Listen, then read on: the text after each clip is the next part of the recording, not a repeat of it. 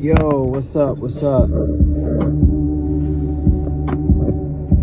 Hopefully this works out right here. Alright, I think I'm about to hit a milestone here.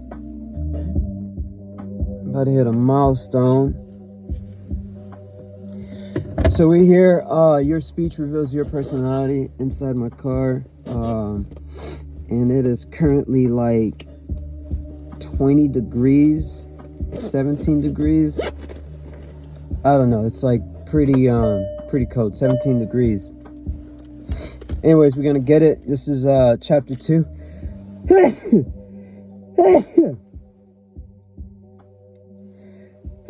Oh shoot.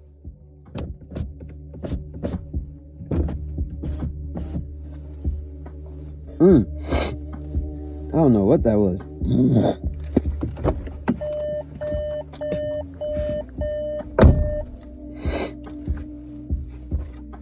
Yeah, man. Chapter 2, part 2. Symbols, the building blocks. Need to find where I left off at.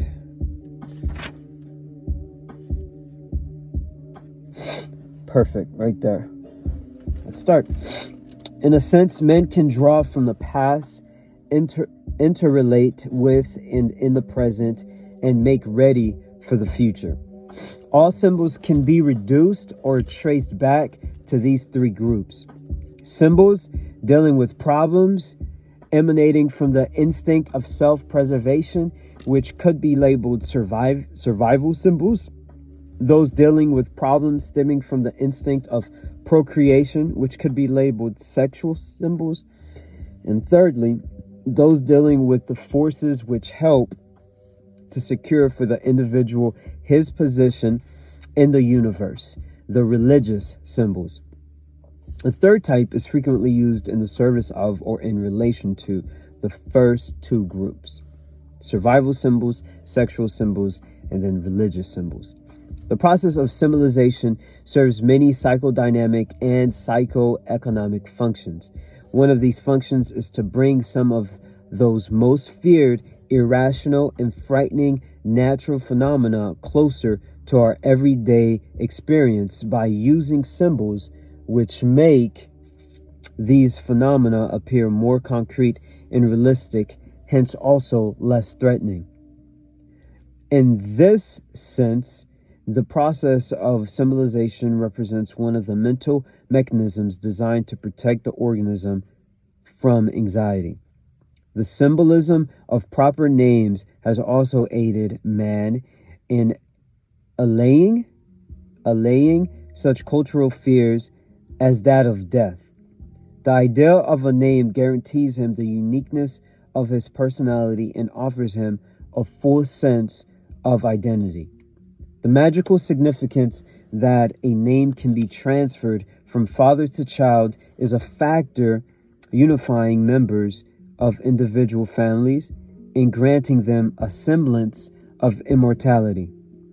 Every birth of a new bearer of the same name, states Emil A. Gutiel, is like a resurrection or reincarnation, a triumph over time and death.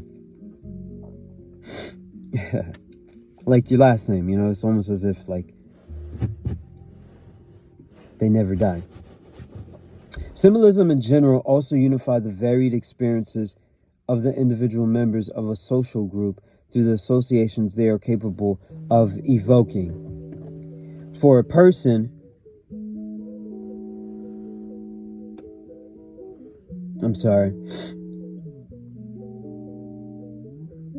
I guess it works out.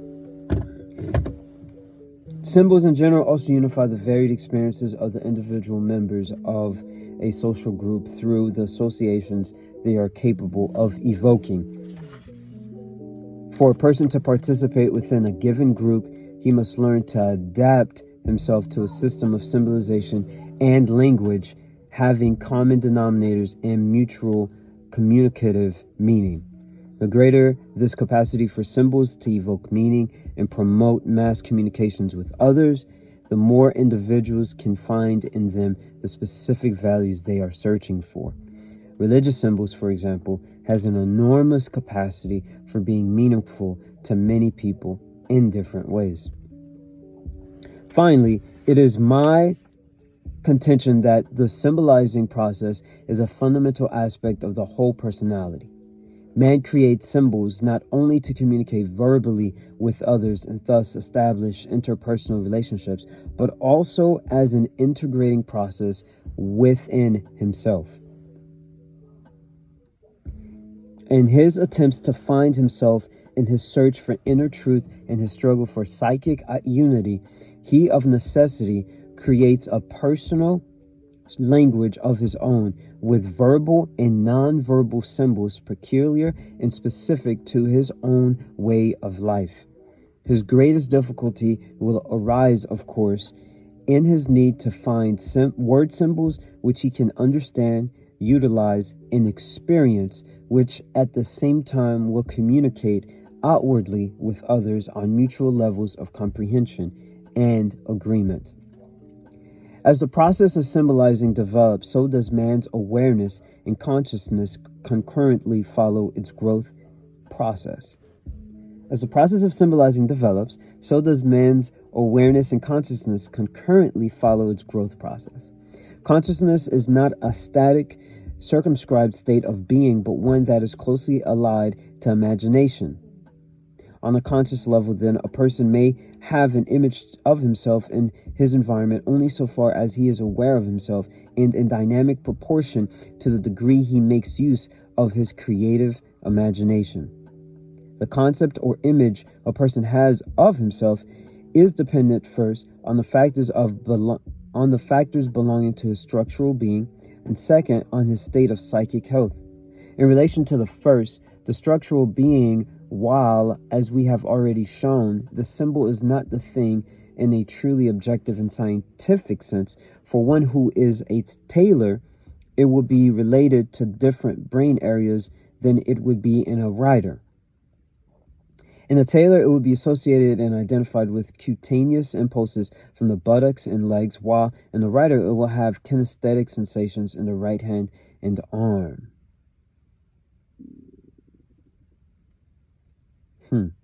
In terms of the second or one's psychic being, the image one has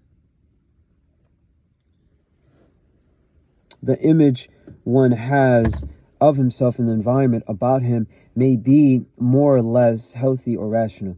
The closer a person is to himself and the more energies he tends to direct toward health and away from neurosis, the more rational will be his picture of himself and his world. That's a key point right there.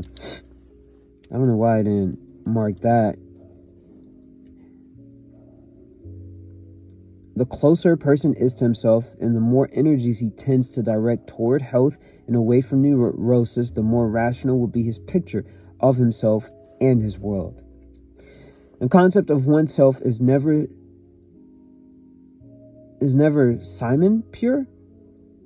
Never heard that. Simon? Simon pure? Simon pure? Is never Simon pure, but will always contain both rational and irrational aspects. Also, in the process of living or integrating, the individual is always symbolizing and abstracting. Man, as a thinking human being of necessity, has to ignore certain details and characteristics in order to have a more practical and concrete means of communication. Yes.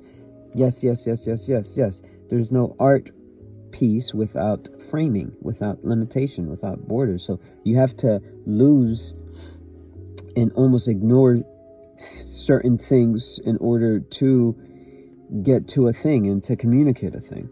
Yeah. By so doing, he is able the better to summarize and put into verbal order a wide and divergent set of ideals and facts. Yeah, bro. I love it. I did mark that. The more rational the images and concepts a person has of himself and his environment. So like we can't separate self from the environment. We can't. It's like trying to take a plant out of out of the ground, out of the soil. You're going to have to uproot it, and that potentially can cause some damage. And if you uproot it and just leave it out, it's going to die. It has to be. It's like, yeah. The more irrational the images, so the more jacked up, the more like whatever a person has of himself and his environment, the more he will report to omnipotence of thought and a sort of magical language. Guys, if this does not this is 2024. This is the world that we currently live in, like to the T. He becomes alienated, moves away from reality up into his imagination, where he attempts to salvage some of his disorganized self by creating an idealized image of himself.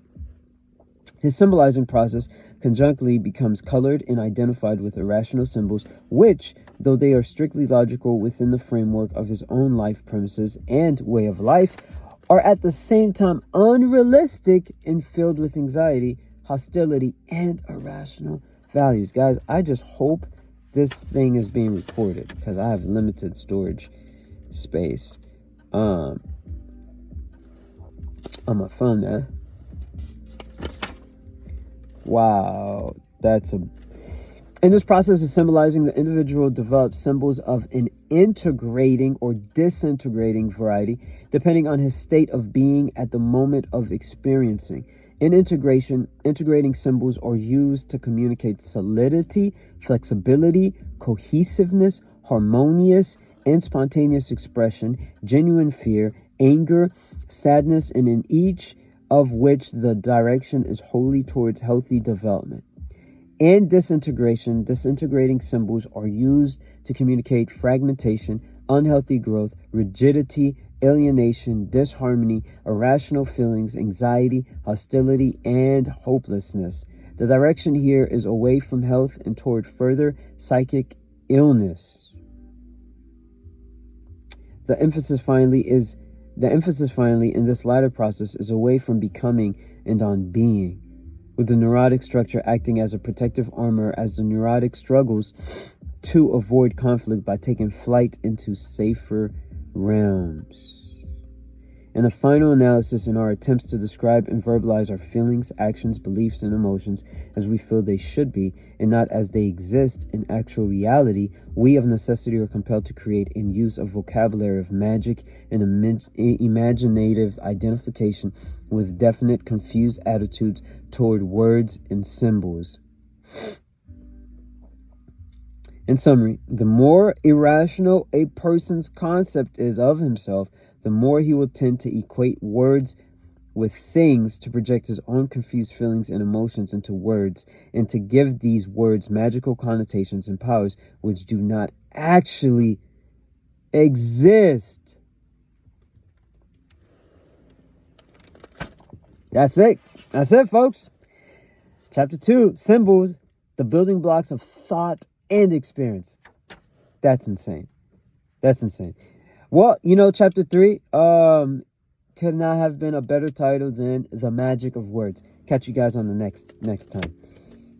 Peace out.